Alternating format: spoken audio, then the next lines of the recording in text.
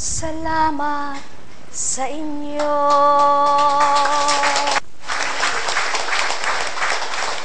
Mga kapatid ko, ang tanging hiling ko'y kayo'y magdarasal upang matuwa Diyos Ama nating lahat. Kapag natapos na bakasyon ninyong lahat, kasama ko kayo. Mahal ko kayo, mga kapatid ko, hindi hahayaang matukso ng iba. Laging kasama nyo, ngayon kailan pa man, walang katapusan.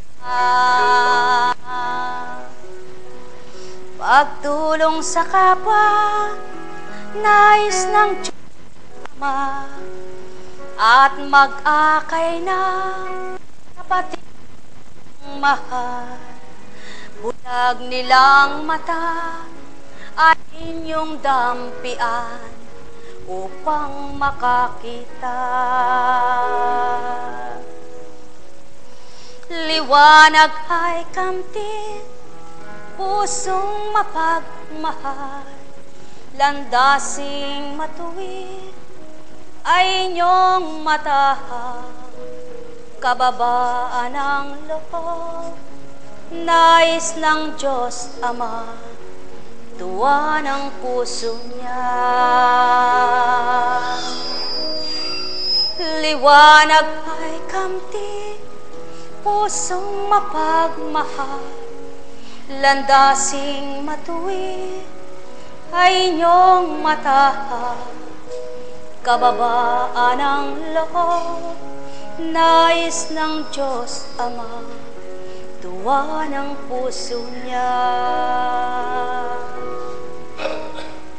Hininay-hinay ko, binigkas kong malumanay sa inyo ang bawat kataganang talata ng awiting inyong napakinggan. Subalit sa paghimay ko kaya, nahimay-himay din baga sa inyong isip at diwa? Dili kaya na may pumasok sa inyong kalooban? Nanamnam nyo baga ang kahalagahan ng salita? Dili kaya inaantig man lang ang inyong kalooban? O aking mga mahal, ang matigas ang puso, walang mabuting salita, natitimo. Subalit ang may kababaan na kalooban, isang kataga, tumatarak sa kanyang puso. Sapagkat nalalasap niya, nananamnam niya ang kahalagahan ng bawat kataga at salita. Tao, kung ang lalasapin nyo lamang ay ang kinakain ninyo, pagkatapos na may lagok o lunukin ito, wala na sa inyong ngalangala, dili kaya'y sa dila. Subalit kung ang salita ang siyang ninanamnam sa tuwina sa inyong diwa, di nyo man nginuya, ngunit pumasok sa kaloob-looban tagos hanggang kalamnan, ang lasa't panglasan ninyong mainam, ang siyang maghaharing tuwiran. O aking mga mahal, pagbulayan ang bawat isang salita. Pagnilayan ang bawat kong kataga. Kung sa ganang katauhan lamang wala kayong maririnig, sa ganang katauhan bilang kuntsing apo kuntsing, walang sa inyo'y isisiwalat, ni wala sa inyong pangungusap. Kaya't kung kayo ay naglilimit, nagtatanto lamang sa gawain ito, masusuri niyong mabuti sa puso't isipan niyo. Ano ang gawain ito? At sinong nag-alay sa inyo? Alalaong baga, kung kilala mo ang Kristong tinatawagan mo, matatanto mong walang nangusap na mabuti, maliban siya sa lahat ng aral ng Ama na sa inyo ngayon pinagunita. Alalaong baga, paano ang buhay? Paano ang sigla? Paano ang liwanag? Saan baga ito nananahan? Ang hayop bagay matuturan mong magliwanag ka? Kailanman ay hindi tao, sapagkat walang kaisipang katulad ng tao ito. Kaya't ang nilalang na tao ng Ama, na anak niya, ang siyang matuturan mong magliwanag ka. Sapagkat makapagliliwanag ang katagang kanyang pinakinggan, at kung tinimos sa puso't isipan, ganap na magniningning sa kanyang katawan. Ang may pandinig ay nakarinig. At yan ang layon ko, mahal ko, ang magkaroon ng timo man lang kahit isang kataga sa isipan mo, nang ito ang magkaroong lakas at siglang lumaban sa katawan mo, at madurog ang nararamdaman mong sakit, mangibabaw ang pag-asa, at sa iyo ay galak. Ang may pandinig ay nakarinig. Sumainyo ang kapayapaan.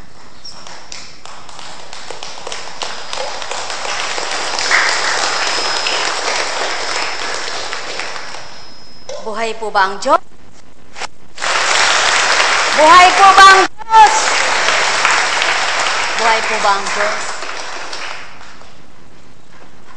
Lumapit nga po kayo.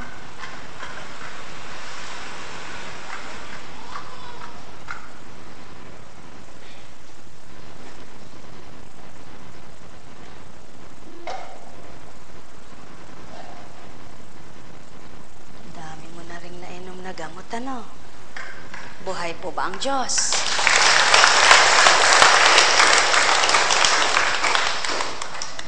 Kapag ka napatid ka, alin sa dalawa magtumba ka, dili kaya'y mapasandig ka. Kapag napatid ka, hindi maaring kaya ka napatid, wala kang nakapatiran. Hindi po ba? Hindi lamang po ang batong nakakapatid, nakakatisod. Kahit ang kapwa mo'y katitisuran ka. Kaya kung alam mong nakatitisod ang gawa mo, para magkasalang kapwa mo, tapusin mo na, nang di sa tuwin ay nagiging daan ka ng pagkakasala ng kapwa mo, sapagkat malaking pananagutan mo sa Ama. Ikaw taong nagbibigay daan na magkasala sa iyo ang kapwa mo tao. Subalit, kung ang pinagkakalooban mo ng mabuti ay mabuting mula sa iyo, higit na galak ang kaloob ng Ama sa iyo, sapagkat ito ang layon at nasa niyang kamtinyo tao. Buhay po ba ang Diyos? Buhay po ba ang Diyos? Buhay po ba ang Diyos? Ang may pandinig ay nakarinig. Ano ba yung mga pinagsasasabi ni Apo Kunching na yan? Abay, hanapin mo sa Biblia, kapatid, at makikita mo lang siyahan. Ano ba yung mga salita na mapalad kayo? Ibig sabihin, hindi na masyadong talinghaga ang ginagawa ngayon, sapagkat ang katotohanan ay nakababa na. Nandito na ang katotohanan, nasa lupa na ang katotohanan, sapagkat ang spirito ng katotohanan ay nakababa na. Kaya hindi na panay talinghaga, kundi pinatutunayan lang. Hindi taong nangungusap, kaya may katagang talinghaga. O ikaw naman kaya, natatanggap mo mga salitang yaon. Mga mahal ko, hindi lamang yung kapag naglalaba kay tinitingnan mo kung saan ang dumi. Naku, meron pa pala eka sa laylayan, inulit mo pa. Naku, meron pa pala eka sa liig, inulit mo pa. Naku, meron pa pala eka sa kilikili, inulit mo pa. Naku, meron pa pala eka dito sa may paanan, inulit mo pa. Bakit kaya yung dumi ng katawan na hindi maulit-ulit na linisin ang gasan? Bakit nga po kaya? Kasi hindi yun nakikita ng tao. Kundi ginagawa niya, hindi niya nasusuri. Subalit yung dumi ng damit mo, nakikita mo yan. Yung muta ng kapwa mo, nakikita mo. Bakit yung muta mo hindi mo makita? Dahil wala kang mata, kundi Kapag hinaplos mo'y doon mo pa lamang mababatid siya.